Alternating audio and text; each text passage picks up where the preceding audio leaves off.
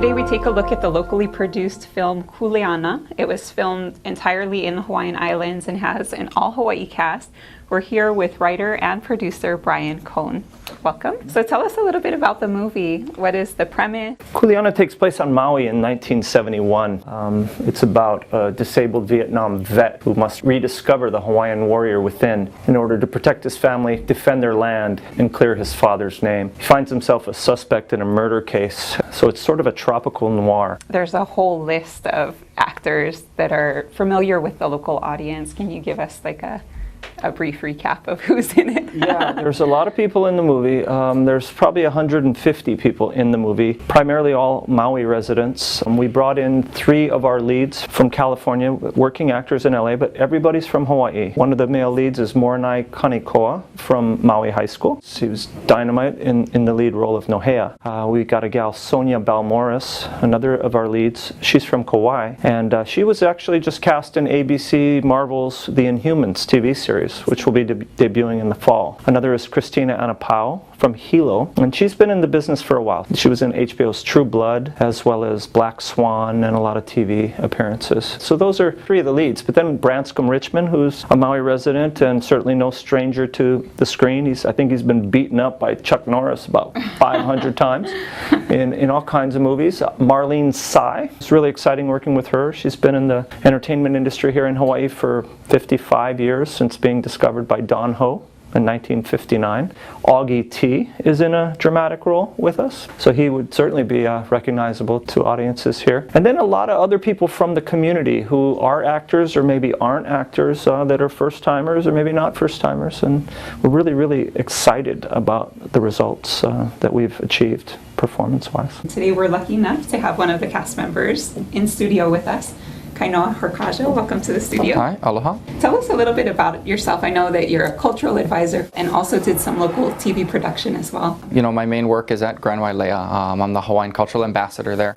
And then there, you know, I linked up with a chef, and we did a local TV show that showed on KHON. We had 13 episodes, and that's Pau now, so it's on, you know, on to the next, 20 projects, and you got to stay busy. So this next role that you've been ushered into is Kuleana. The role that you play is this character, Bill Kanikoa. Mm-hmm. Tell us a little bit about the character itself. In the movie, Bill he's a father, which I've recently become. He was a school teacher in 1959 in Hawaii and was fired from his teaching position for teaching Hawaiian language. And he was sort of that stalwart defender of the Hawaiian culture at a time, at an era where, this was pre-Hawaiian Renaissance, where this was still, there was a lot of shame and emotion tied up in being proud of the Hawaiian culture. Today, we're so proud and we emphasize our Hawaiianness, and in that time it was not the case. But he was one of those torchbearers, and he was trying to, pass that down to his family and make sure that they understood, not just the importance of the culture and the importance of where they came from, but why that should be central to who they are and influence what they do in this life. So I understand that part of the movie there is some Olelo Hawaii Hawaiian language clips intertwined into the story script.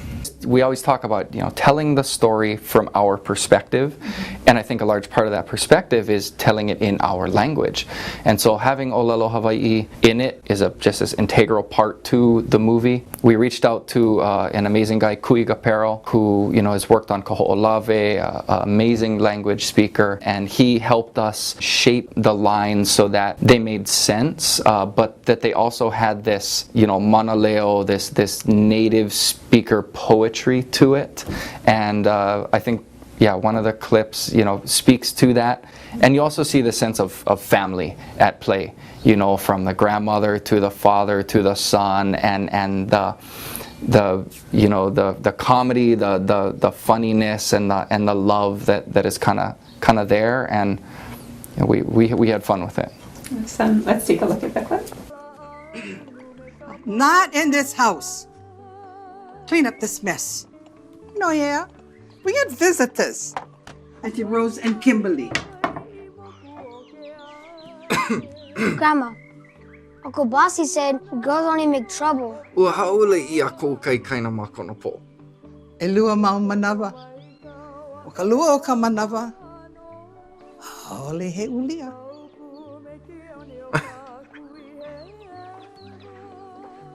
Maka'uvo. So what was your most enjoyable part about the film, being involved with it? Seeing the journey of Hawaii filmmaking and the fact that we have a local Maui-born writer, producer, director writing a script in with Hawaiian language components, and the fact that we can cast it and have crew all from Hawaii.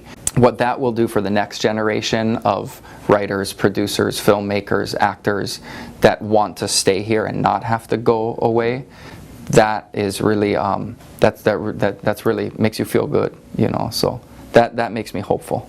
I can imagine there's a lot of challenges, but also benefits of filming here in the Hawaiian Islands. Truly so, and that's, we are at a disadvantage in many ways, but we have an advantage in other ways, and so that's one of the tricks or one of the techniques for the local filmmakers to figure out what those advantages are and leverage them. In our case, it's the overwhelming support we receive from the community. If we were simply a production from out of state coming to produce a film like this on Maui, we generally have to pay for locations and all products, all services, and so the budget would be really, really big. So we're able to use our local connections to move mountains and to make miracles and make a really big film for a very responsible budget. So part of the movie title is Protect Our Family, Defend This Land, and that's an approach that I think that a lot of mainland filmmakers have attempted in the past, but what makes it different about a whole completely Hawaii-based film taking on that topic? It's a really good question, and it's something that I've been working on. I moved home, I'm a Maui boy, and I moved home about 12 years ago, and so I've been working real hard as a storyteller to start to understand that. How can you translate our worldview, our perspective into motion pictures, into television? It's so often that outsiders come and they tell our story. All they're doing is observing our behaviors and our attitudes and listening, even with the best of intentions. An outside perspective, cannot become a surrogate for something authentic. I think that we've been working at it for long enough now where there's a lot of people that worked on Kuleana, not only behind the camera but in front of the camera, that are starting to become more comfortable with finding that sweet spot where maybe it's still universal, but it's still uniquely us. I know that there's a lot of anticipation about a world and local premiere. Can you give us a timeline on what to expect? Yeah, in 2017 we'll certainly be screening in Hawaii. We'll have a Hawaii premiere probably in the summertime, early summer I would surmise, and we'll go to theaters in the fall. We're going to do film festivals across the country and in various parts of the world through the summer, June through November timeframe. We have it's starting to line up. We're starting to get invited here and there. So I'd say by May we'll be announcing our world premiere, our Hawaii premiere, and releasing our trailer, which I'm certainly excited about. So if you could tell us where the story originated from, is it fiction-based, reality-based, or kind of a combination of both? It originated 12 years ago. I was back home. I had no intention of returning home to stay yet. I'd always wanted to, but it was never right. And while I was on Maui, I started waking up in the middle of the night with this flood of a story. So I'd get up and I'd write it down, and I didn't know where it was coming from. And then the next day I'd read it, and it was very unusual and was things that I didn't know, subjects that I hadn't considered.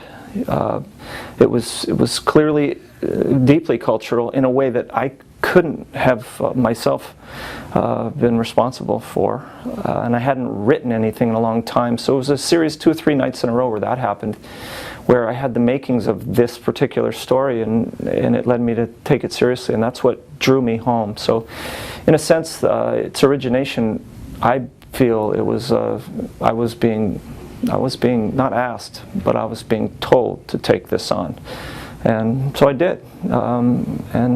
And it was a long road, but I'm glad I did, because I believe it's a really powerful expression. But its origination certainly wasn't from within me; it was from somewhere else.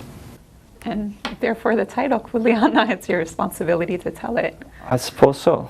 And the lesson that the characters in Kuleana learn is that Kuleana is a privilege and not a burden. But I can tell you, after 12 years, at times Kuleana has been an amazing burden and is only now really becoming a privilege now that we're through the work, and so many 500 people or more on this island alone have worked on this movie to date. So it's really not a work of mine, it's a work of ours. And oh, so many, have a hand in it. Awesome. Thank you so much for coming in today. Thank you for having me. Brian Cohn.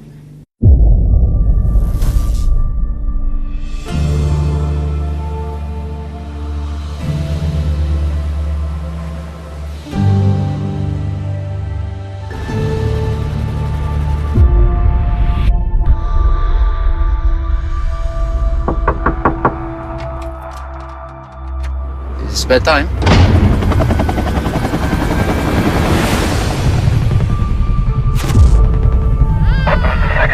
Out of everybody, Rose Coyle checks out during your shift. Gotta admit, that's amusing. You've been seen meeting with Coyle yesterday. Yahtzee! His wife's dead. Counting. So what? That makes me a suspect. She's afraid of something. Afraid of somebody. What happened to your arm? He said, don't tell. Who said don't tell? I already know. My daughter's dead, detective.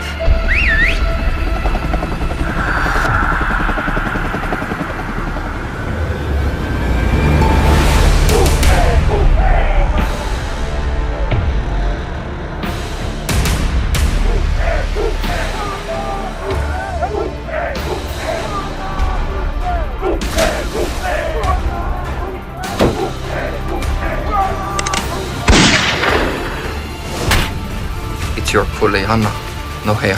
Protect our family. Defend this land. You live a lie long enough, even the truth can't set you free.